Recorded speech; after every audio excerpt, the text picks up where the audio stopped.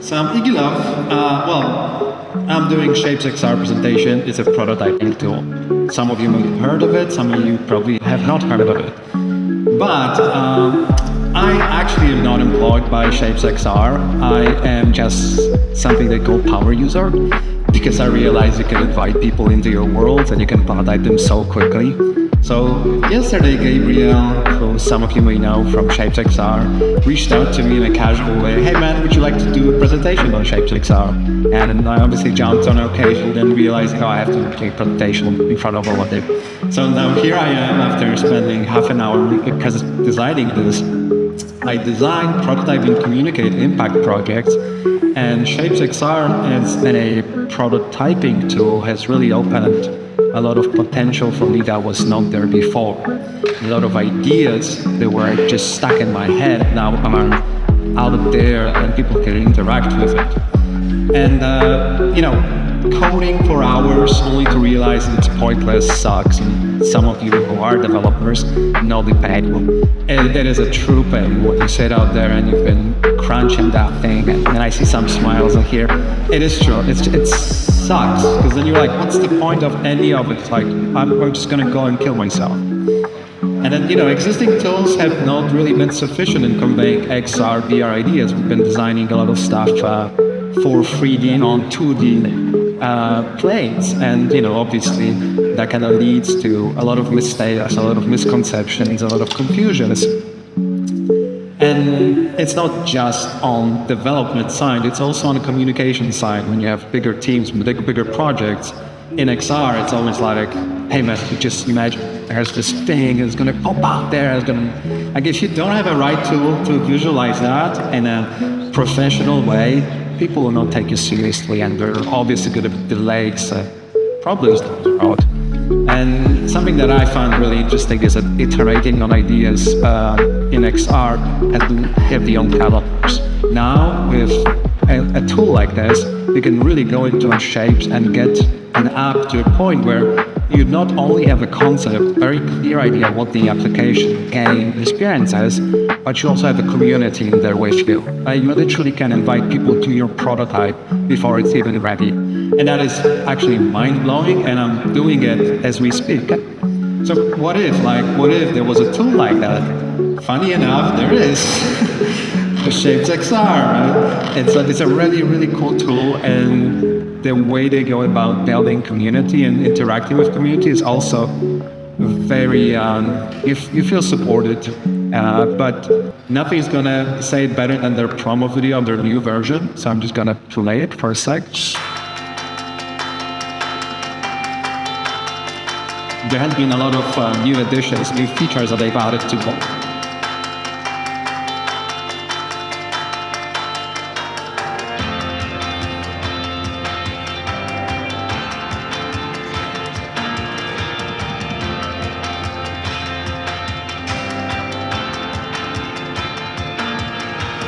Daughter.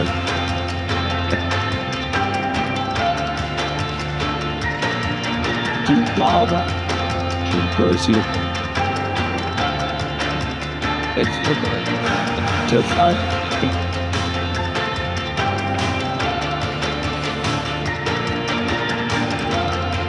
another topic.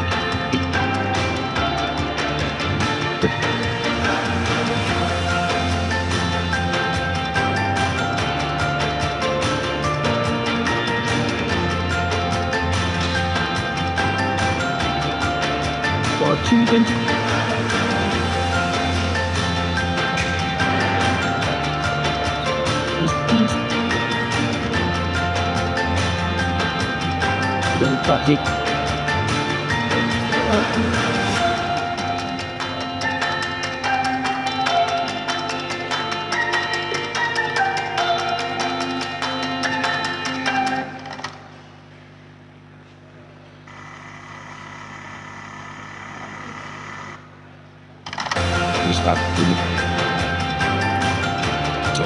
Yeah, spatial design and what is quite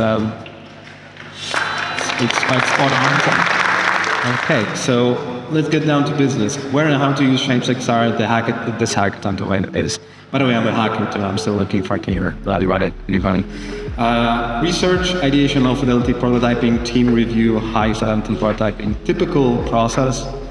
At the research stage, you can visualize problems using 3D assets. So let's say you have a problem that is all about, I don't know, bathrooms. There's something in a bathroom that is problematic. You can literally import a 3D model of a bathroom, invite your team members, and then paint a person sitting there like, oh, what if he sees this or that or there?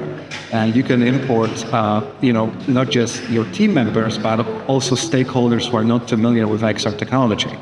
And it's not as easy because their web editor is not really allowing for the sound to transmit, but it's a stepping stone. You can run design thinking sprints in it, and now that's something I actually do, where you bring people walk them through the entire process from problem statement all the way to how might we to ideation.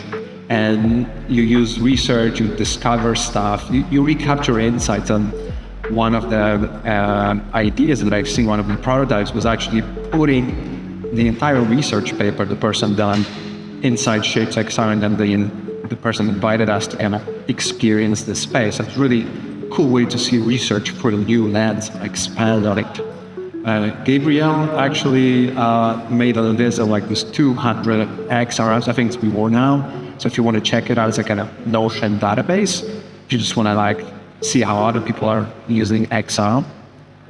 Ideation, that's like the best part of it. You can ideate solo or with others at the speed of the thought. It's really at the speed of the thought. Like even compared to Blender, if you're like Blender genius and you can, all the keystrokes and everything, it's not even coming close to this. You can literally build worlds around you and add interactivity within seconds. And I actually do it in seconds. You can recreate complex scenarios using those 3D assets that have pretty big limits on those assets. You can sketch interactions and those impossible ideas and ideate from multiple different POWs. Have 6 minutes. Lo-fi prototyping. Well, interactivity, logic, presentation mode to communicate. You've got scenes that you can use to kind of flip through some kind of interaction. You can think about it like a stop motion animation approach. It's very rudimentary, but it gets the job done. It's like a heavy hammer. Like you don't have to think about keyframes and anything at this point, but you kind of animate for painting stuff and attaching stuff. They just added ability to add sketches, 3D assets to your own avatar, so you can interact, create like an UI on your hands as a head, and attach it to yourself. So you can literally pre-visualize a lot of really complicated things. And then, you ask yourself at this stage, how does the user feel? Can the user accomplish a task? All those like UX questions. This is the right moment, not when you code it all. Right? And then review, obviously, you get people involved and people have something to say, and they always have something to say. So it's a great tool for that. And then hi-fi prototyping for this, the only thing that I kind of noticed is this exporting from Shapes to Unity and Blender. It's actually kind of doable. There's some bugs there, obviously, for Unity.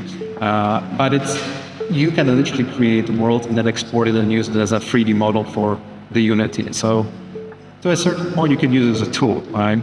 And some examples, right?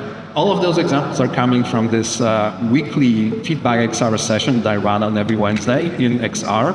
And we essentially review everyone's ideas in XR, right? So this is the space that I've built where I prototype what the space could look like.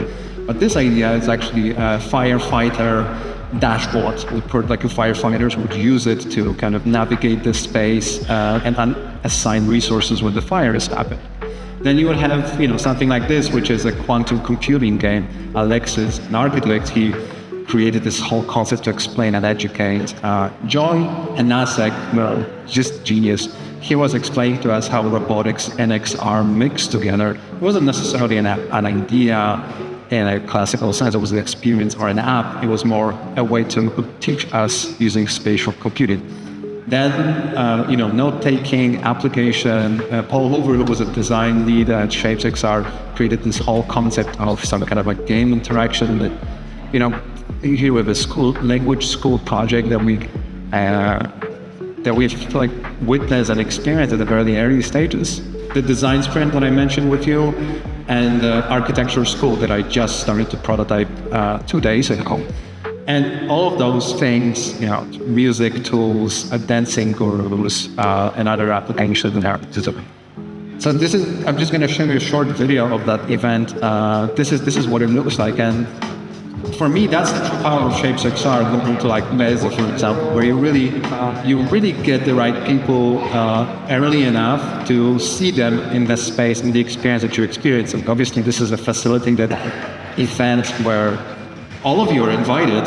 It happens every week, and we learn what's possible with XR and what's possible with prototyping. This is what it looks like, and from there we have those portals. We go to each other's ideas, and yeah, obviously anybody can be proficient in less than 4 hours. 4 hours is a lot of time, but you'll be able to sketch your ideas really, really quickly. You can invite team members, use super powerful and extra features. You can assign textures, like pass from textures to things, all the things you would expect that to have. The stage system for the slides. And it's something that I really, really think is powerful is this community of early adopters. Like, I've been doing and trying different startup things, and they all fail because the community has never really been taken as a critical aspect.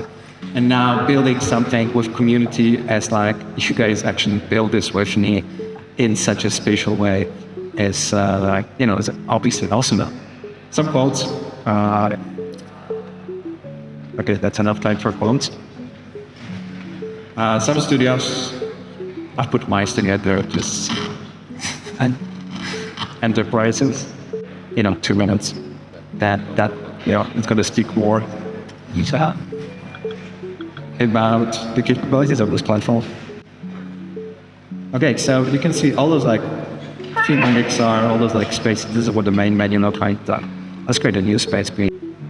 Cool. That's empty space. I can toggle on and off the mixed reality, as you can see over here. But now I'm going to quickly grab some assets that I've come up with. The Epicenter Stockholm. I need like one more minute.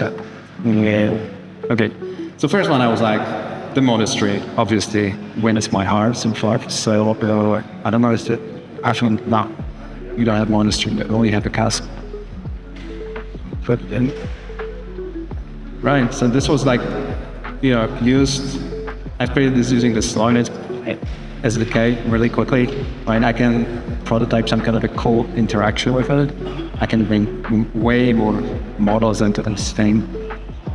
Obviously, you have to like test it to try run with it. I can have like a field over here, with like horses and it's like some kind of knights game, and they like go for each other.